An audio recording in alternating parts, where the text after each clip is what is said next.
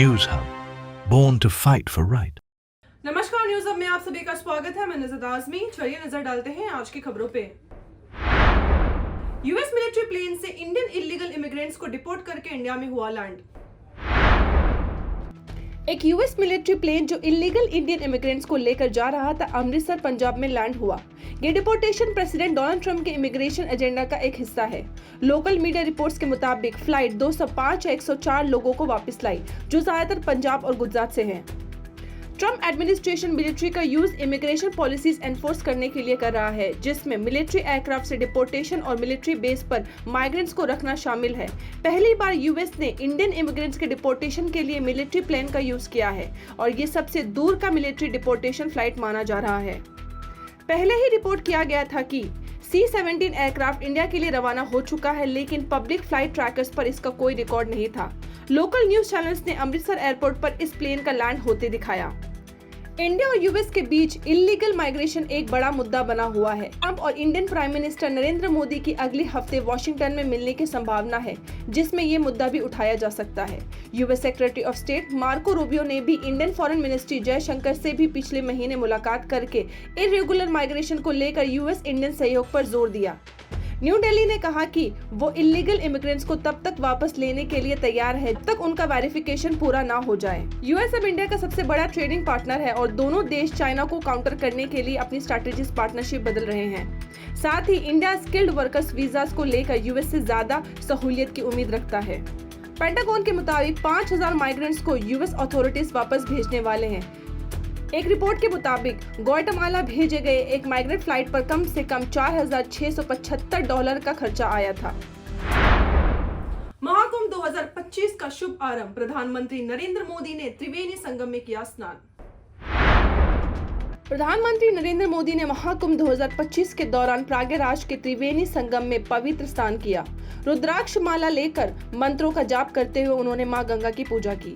CM Yogi Adityanath के साथ boat से संगम गए और मां गंगा से देश की शांति और समृद्धि की प्रार्थना की। महाकुंभ 2025 जो जनवरी 13 को शुरू हुआ, 38 करोड़ से ज्यादा भक्तों को आकर्षित कर चुका है। ये फरवरी 26 महाशिवरात्रि तक चलेगा। भूटान के राजा जिग्मे केसर भी महाकुंभ आए और डिजिटल महाकुंभ एक्सपीरियंस सेंटर देखा। मोदी जी ने पिछले महीने प्रयागराज में 5500 करोड़ के 157 विकास परियोजनाओं का उद्घाटन किया था। गाजा स्ट्रिप पर होगा यूएस का कब्जा। इजरायली प्रधानमंत्री के साथ मीटिंग में डोनाल्ड ट्रंप का बड़ा दावा। यूएस प्रेसिडेंट डोनाल्ड ट्रंप ने कहा कि अमेरिका गाजा स्ट्रिप पर कब्जा ले सकता है, जिसे उन्होंने लॉन्ग टर्म ओनरशिप पोजीशन बताया। ये बात उन्होंने Israel prime minister Benjamin Netanyahu के साथ व्हाइट हाउस में मीटिंग के दौरान कही। ट्रंप ने कहा कि अगर जरूरी हुआ तो अमेरिकन ट्रूप्स गाजा में डिप्लॉय किए जाएंगे और वहां से बॉम्ब्स और वेपन्स हटाए जाएंगे। ट्रंप ने तबाह हुए बिल्डिंग्स को गिराकर नए इकोनॉमिक डेवलपमेंट प्रोजेक्ट शुरू करने की बात की, जो लोगों के लिए जॉब्स और हाउसिंग प्रोवाइड करेगा। ट्रंप का मानना है कि ये कदम पूरे मिडिल ईस्ट में शांति और स्थिरता ला सकता है, लेकिन इस पर दुनिया भर में अलग अलग प्रतिक्रिया देखने को मिल रही हैं। आरबीआई ने नरीमन पॉइंट पर ऑफिस एक्सपेंशन के लिए 2650 करोड़ का ऑफर दिया MMRCL को। Reserve Bank of India RBI ने Mumbai metro rail corporation limited MMRCL को नरीमन पॉइंट पर 4.12 हेक्टेयर प्लॉट के लिए 2650 करोड़ का ऑफर दिया। ये प्लॉट 90 साल लीज पर दिया जाएगा, जिसमें 106 million square feet development potential होगा। आरबीआई अपने साउथ मुंबई हेडक्वार्टर्स को एक्सपांड करने के लिए नए ऑफिस बनाना चाहता है। ये 5153 करोड़ का ओवरऑल प्रोजेक्ट का हिस्सा है, जिसमें कंस्ट्रक्शन कॉस्ट भी शामिल है। MMRCL को पहले 2000 करोड़ मिलने की उम्मीद थी, लेकिन आरबीआई का ऑफर 25% ज्यादा निकला। ये पैसा मेट्रो 3 लाइन RABKC कफ परेड के रीपेमेंट के लिए यूज किया जाएगा, जिसमें JICA का 21,280 करोड़ लोन लगा है। इस प्लॉट में Tata group, Blackstone, Obra realty और RMZ ग्रुप ने भी इंटरेस्ट दिखाया था, लेकिन MMRCL ने आरबीआई के इंटरेस्ट के बाद टेंडर स्क्रैप कर दिया। ये प्लॉट पहले एनसीपी और पॉलिटिकल पार्टीज के ऑफिस का घर था, जो अब बल्लाड स्टेट शिफ्ट हो चुका है। बीएमसी ने बेस्ट के लिए 1000 करोड़ रुपए अनुमोदित किए, जिससे मुंबई पब्लिक ट्रांसपोर्ट को मिलेगा बूस्ट।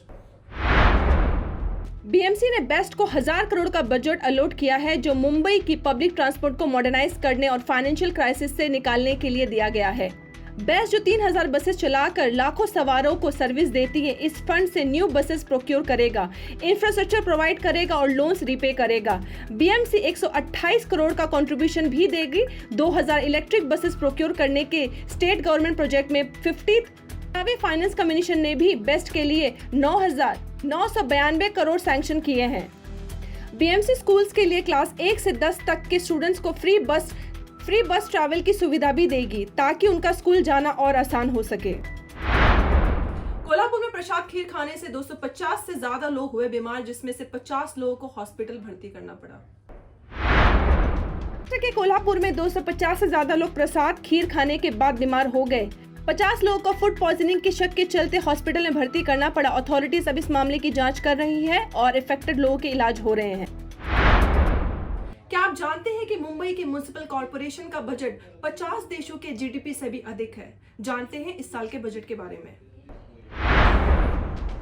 मुंबई म्युनिसिपल कॉर्पोरेशन ने अपना बजट 2025-26 के लिए प्रेजेंट किया है, जो कि अब तक का सबसे बड़ा बजट है। इस बार का बजट 74,427 करोड़ है, यानी लगभग 805 बिलियन डॉलर। ये बजट न सिर्फ मुंबई बल्कि कई छोटे देशों के जीडीपी से भी ज्यादा है। जैसे भूटान का जीडीपी है 3 बिलियन, फिजी का है 508 बिलियन, मालदीव्स का है 701 बिलियन और बारदोस का है 608 billion dollar. Mumbai municipal corporation का ये सब कंट्रीज का जीडीपी मुंबई म्युनिसिपल कॉर्पोरेशन के बजट से कम है। कमिश्नर भूषण गारगाई के हिसाब से इस बजट में पिछले साल के कंपैरिजन में 7,410 करोड़ का इंक्रीज हुआ है। इस बजट का 58% हिस्सा कैपिटल एक्सपेंडिचर के लिए रिजर्व्ड है, जिसमें से हेल्थ सर्विस और इंफ्रास्ट्रक्चर डेवलपमेंट पर भी ध्यान दिया जाएगा। बजट में काफी ज्यादा फंड्स हेल्थ सर्विस और एजुकेशन के लिए भी एलोकेट किए गए हैं। काफी स्कूल्स को मॉडर्नाइज किया जा रहा है और एनवायरमेंट रिलेटेड प्रोजेक्ट्स भी फोकस में है, जैसे कि पोल्यूशन कंट्रोल के लिए न्यू बैटरी सैंक्शंस मशीन्स और waste to electric plants. Mumbai का ये बजट एक स्ट्रॉन्ग फाइनेंशियल बैकबोन बना है, जो न सिर्फ सिटी को बल्कि पूरे देश को इकोनॉमिक ग्रोथ और डेवलपमेंट में हेल्प करेगा। क्या महाराष्ट्र अगला राज्य होगा यूनिफॉर्म सिविल कोड को लागू करने के लिए? जानते हैं उप मुख्यमंत्री एकनाथ शिंदे का बयान।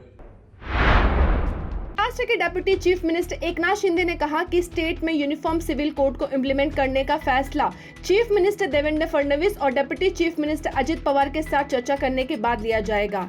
यह स्टेटमेंट उन्होंने तब दिया जब उनसे सवाल किया गया था कि क्या महाराष्ट्र उत्तराखंड और गुजरात के जैसे यूसीसी को इम्प्लीमेंट करेगा। शिंदे ने कहा, हमारे सीएम देवेंद्र फडणवीस, अजित पवार और मैंने इस मुद्दे पर बैठकर फैसला लेंगे। गुजरात की बीजेपी सरकार ने भी अपने यहाँ यूसीसी को इम्प्लीमेंट करने के लिए एक 5 मेंबर कमेटी की गठन किया है। इस कमेटी की चेयरपर्सन रिटायर्ड सुप्रीम कोर्ट जज जस्टिस रंजना देसाई हैं। गुजरात के सीएम भूपेंद्र पटेल ने कहा कि ये पैनल 45 दिन में अपना रिपोर्ट जमा करेगा, जिसके बाद यूसीसी का इम्प्लीमेंटेशन पर फैसला लिया जाएगा। उत्तराखंड में यूसीसी इम्प्लीमेंट हो चुका और गुजरात की सरकार भी अपने प्राइम मिनिस्टर नरेंद्र मोदी के विजन को पूरा करते हुए इस मुद्दे पर काम कर रही है। अब देखना यह है कि महाराष्ट्र किस दिशा में कदम उठाता है और यूसीसी को लेकर क्या फैसला होता है। धनंजय मुंडे ने अंजलि दमानिया को मानहानि केस डालने की दी धमकी। महाराष्ट्र के मिनिस्टर धनंजय मुंडे ने सोशल एक्टिविस्ट अंजलि दमानिया के खिलाफ डेफेमेशन का क्रिमिनल केस डालने की धमकी दी है। मुंडे ने कहा कि खेती विभाग का प्रोक्योरमेंट प्रोसेस बिल के नियमों के अनुरूप था, जो चीफ मिनिस्टर से मंजूर हुआ था। दमानिया ने जवाब देते हुए कहा कि अगर केस डाला गया तो मुंडे की अपनी इज्जत को नुकसान होगा और उनके पास सबूत हैं। दमानिया ने बीड़ में धनंजय मुंडे पर भाई भतीजावाद और जमीन चुराने का आरोप लगाया है। उत्तराखंड में यूनिफॉर्म सिविल कोड के तहत पहला लिव इन रिलेशनशिप रजिस्टर हुआ। 5 और की जांच जारी है। उत्तराखंड ने यूनिफॉर्म सिविल कोड के तहत पहला लिव इन रिलेशनशिप रजिस्टर किया है। होम सेक्रेटरी शैलाश बगोली ने कहा कि एप्लीकेंट्स की डिटेल एन्क्रिप्टेड है और सिर्फ रजिस्ट्रार के पास होगी। बजरंग दल के लीडर विकास वर्मा ने क्लेम किया कि उन्हें इंटरफेथ कपल्स के बारे में पता चल गया है। उत्तराखंड ने 27 जनवरी को यूसीसी रूल्स को इम्प्लीमेंट किया था, जिसमें लिव इन रिलेशनशिप को रजिस्टर करना जरूरी है। इसके तहत कपल्स को एक 16 पेज का फॉर्म भरना पड़ता है और एक रिलीजियस लीडर का सर्टिफिकेट भी चाहिए होता है। कुछ लोग इस पर प्राइवेसी और वुमेन सेफ्टी को लेकर चिंतित है। न्यूज अब चैनल में आज के लिए बस इतना ही। फिर मिलेंगे नए समाचार के साथ। मैं Nuzrat Azmi. Please like, share, subscribe and do comment your feedback. धन्यवाद। News Hub, born to fight for right.